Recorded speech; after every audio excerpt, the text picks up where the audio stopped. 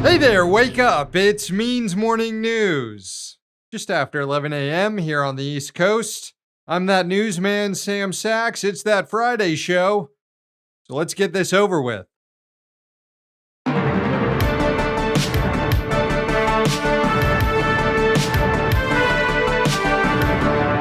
Israel's war on Gaza continues, with over 26,000 Palestinians now dead.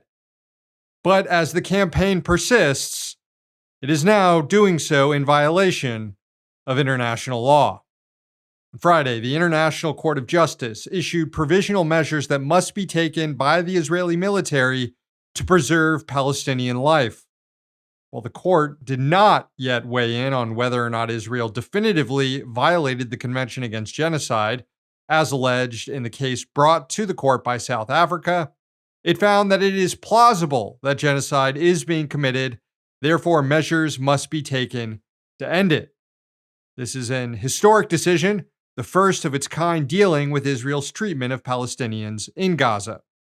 The ICJ ordered Israel to take all measures within its power with immediate effect to prevent the commission of acts in violation of the Genocide Convention.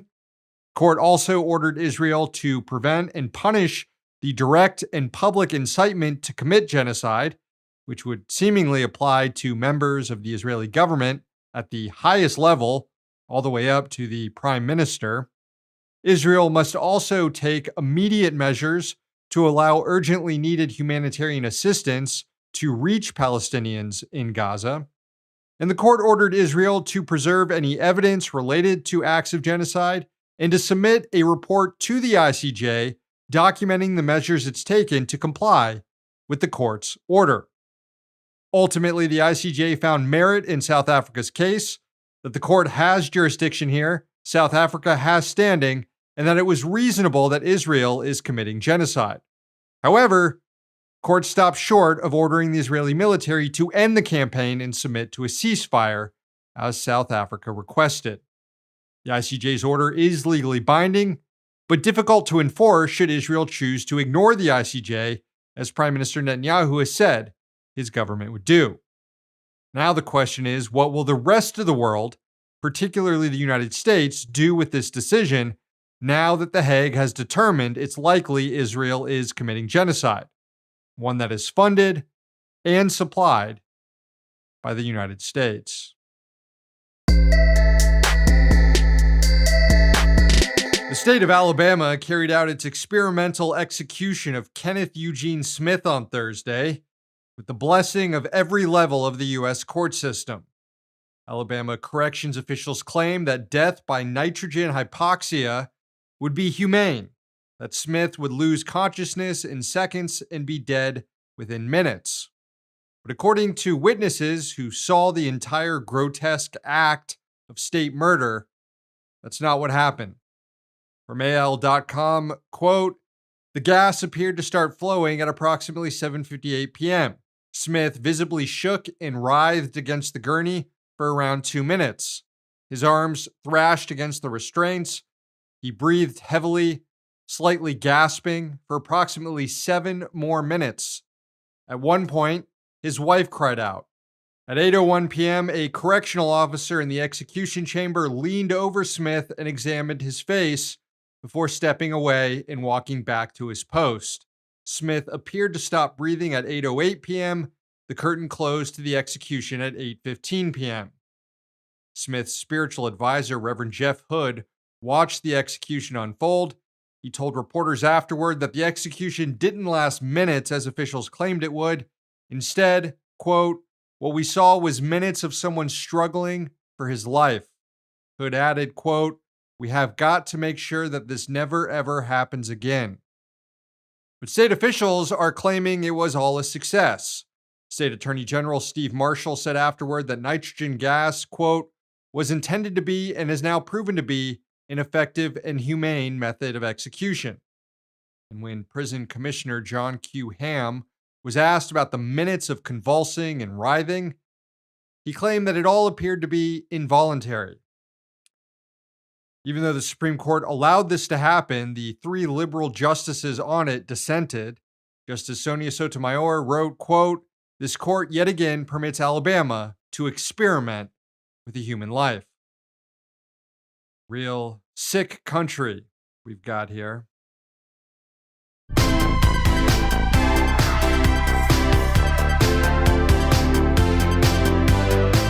All right, let's talk about two types of theft.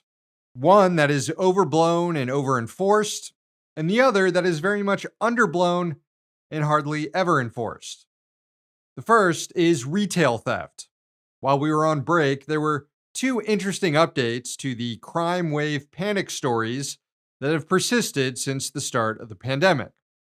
You know, the ones about how retailers are closing stores due to rampant organized theft, or how progressive district attorneys in big cities are letting anarchy reign, as evidenced by all the store robberies.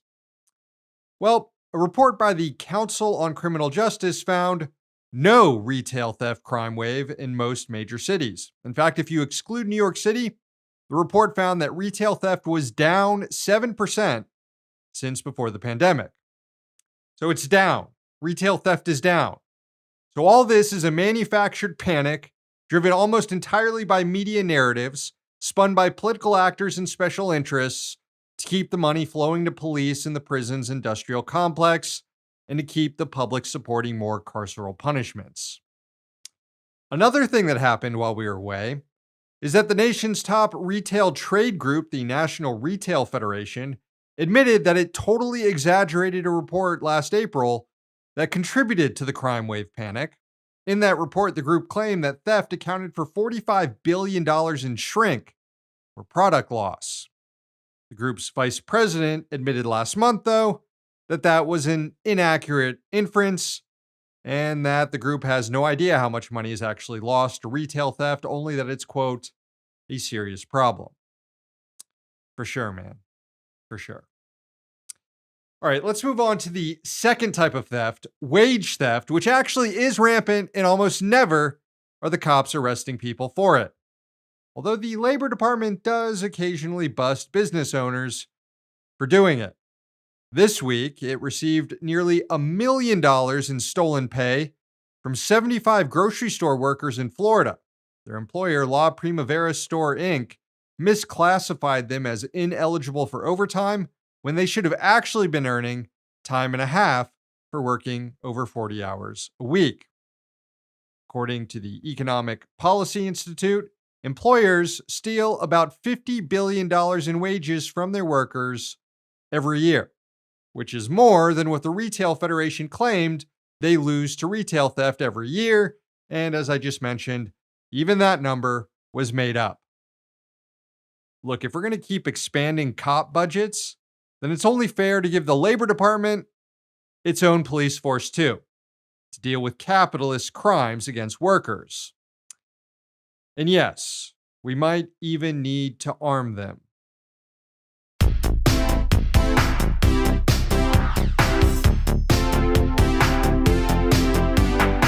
I don't know about you, but my weekend is this close to starting.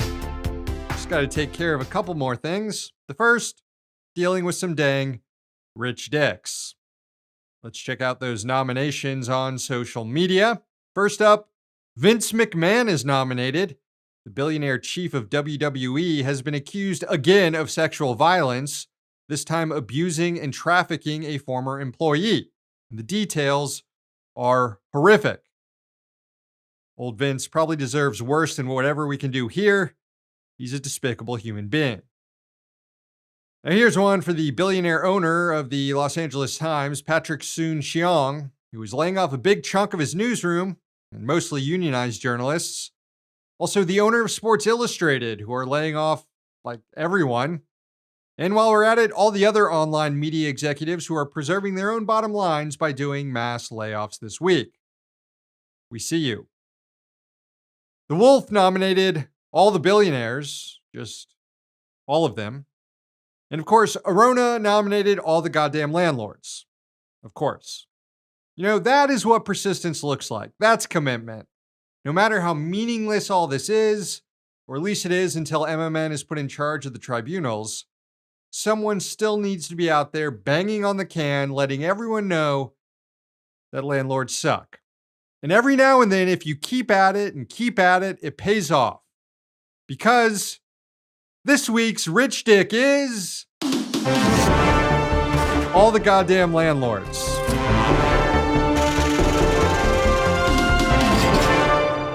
Again, thank you, Arona, for the nomination. That should keep you going for the next few months, in which I'll probably pick some other assholes. But the landlords get it this week because a new study shows they've made the rent unaffordable for more than half of tenants in the U.S., some 22 million households. The Joint Center for Housing Studies of Harvard University found that's how many people are having to pay more than 30% of their income on rent. That's an increase of 2 million households since 2019, and 12 million households are now considered severely burdened, which is an all-time high. That means they're paying more than 50% of their income to rent. Now, as you can see in this chart, rent inflation really spiked in 2021 and 2022. And it has since decreased, but that doesn't mean the price of rent has decreased, just the rate of growth. Those peak rent prices are still there and still going up. That, according to the study, has propelled cost burdens to new heights. Part of this problem is employers no longer paying sufficient wages that allow workers to keep up with rent increases. Over the last 2 decades, wages for renters have only gone up about 2%, while housing costs have soared by 21%. But landlords are making the problem worse.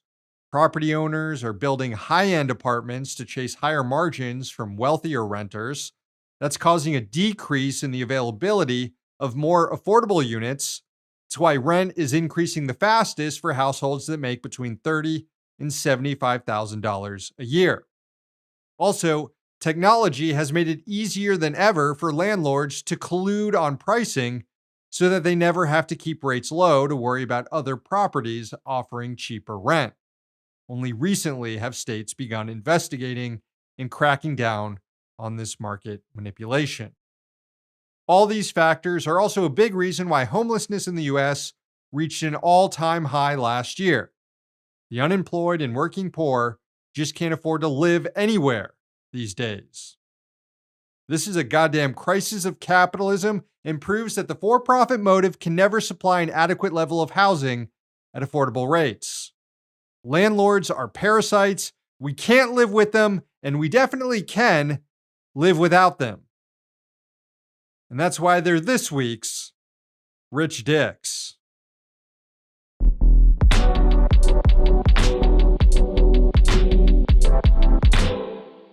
All right, friends, the show ends this morning with a sunrise from Oregon.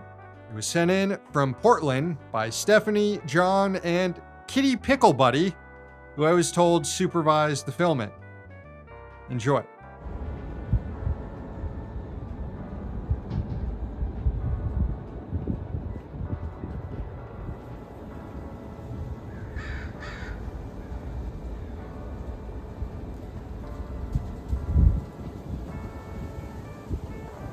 Thank you, Stephanie, John, and Kitty Pickle Buddy.